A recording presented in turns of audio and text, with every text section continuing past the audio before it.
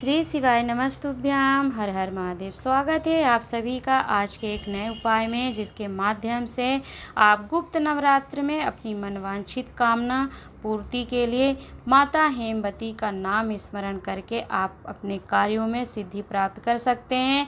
अगर आपके जीवन में बहुत दुख कष्ट तकलीफ बनी हुई है और लगता है कि सबके जीवन में सुख आ जाता है, परंतु मेरे जीवन में दुख कष्ट बना ही रहता है, तो दुख कष्टों से मुक्ति के लिए और किसी भी कार्य को जो आप बहुत प्रयास कर लेते हैं परंतु वह कार्य पूर्ण नहीं होता है, तो उस कार्य की पूर्ति के लिए अर्थात मनवांछित कामना पूर्ति के लिए आपको आषाढ़ माह की गुप्त नवरात्रि में माता हेमवती के नाम से एक बेलपत्र समर्पित करने का उपाय जानने को प्राप्त होगा। तो वीडियो को अंत तक जरूर सुनिएगा, जिससे आपको उपाय समझने में कोई कठिनाई नहीं आए और आप उपाय समझकर अपने आप को जीवन में लाभ प्राप्त कर सकें और लाभान्वित महसूस करें।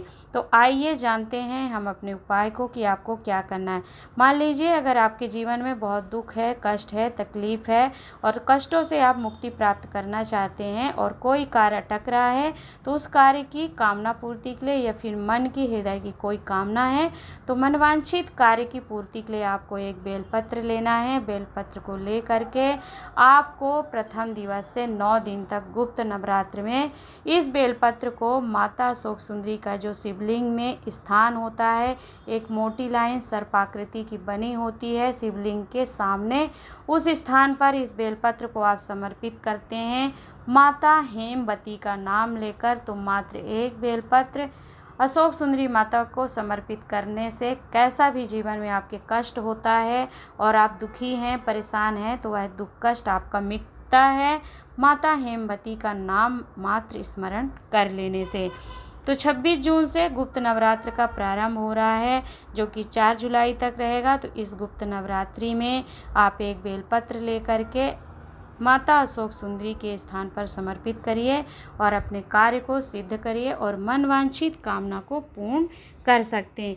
देखिए, गुप्त नवरात्र बहुत प्रबल होती है। 4 नवरात्र होते हैं, जिसमें से 2 गुप्त नवरात्र होती है, जो एक आषाढ़ माह की होती है और एक माघ माह की, और 2 उजागर गुप्त नवरात्र नहीं होती हैं, उजागर होती है। अर्थात उसमें जो भी मंत्र स्मरण करे जाते हैं उस शोर शराबे के साथ किया जाता है, कलश घट स्थापना करी जाती है, परंतु इस गुप्त नवरात्र में माँ देवी की आराधना गुप्त रूप से की जाती है।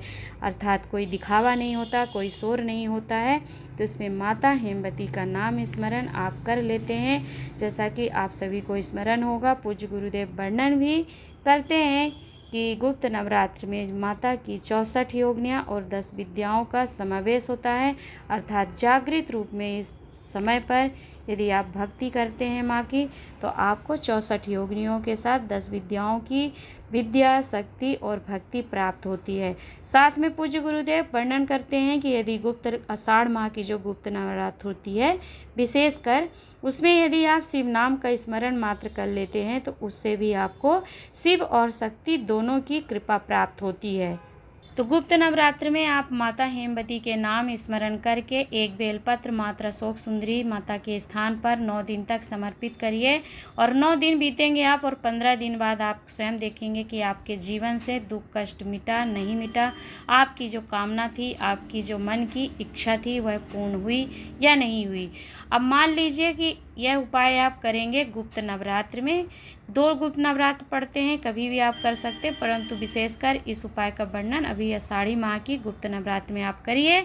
तो मान लीजिए यदि आप शिवालय नहीं जा पाते हैं किसी कारण से, तो आप किसी भी बेलपत्र वृक्ष के नीचे मात्र एक बेलपत्र रखकर और 1 लोटा जल समर्पित करते हैं माता हेमवती का नाम स्मरण करके, तो आपको माँ शक्ति की आपको भक्ति प्राप्त होगी और आपके कार्यों में जो विघ्न आ रहे होते हैं वो टलते हैं और आपको कार्य में सिद्धता प्राप्त होती है।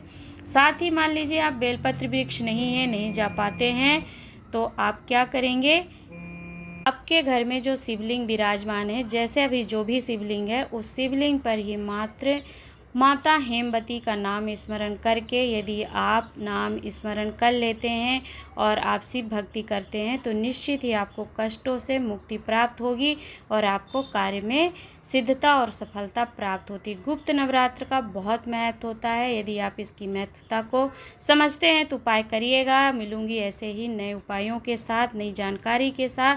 तब तक आप वीडियो को लाइक करके शेयर कीजिएगा और ऐसे ही उपायों की जानकारी समय पर प्राप्त करने के लिए वीडियो को लाइक करने के साथ साथ चैनल सब्सक्राइब अवश्य करिएगा। आज के लिए इतना ही। इस उपाय का वर्णन पूज्य गुरुदेव ने अपनी प्रथम दिवस की श्री बेलपत्र शिव महापुराण कथा, जो कि 26 से 2 जुलाई 2025 में बैजापुर महाराष्ट्र से श्रवण करवा रहे हैं, उसके प्रथम दिवस में इस उपाय का आषाढ़ी माह में गुप्त नवरात्र का उपाय, जो कि माता हेमवती के नाम स्मरण से करना है, वर्णन किया है। तो करिएगा। नमः शिवाय। ओम।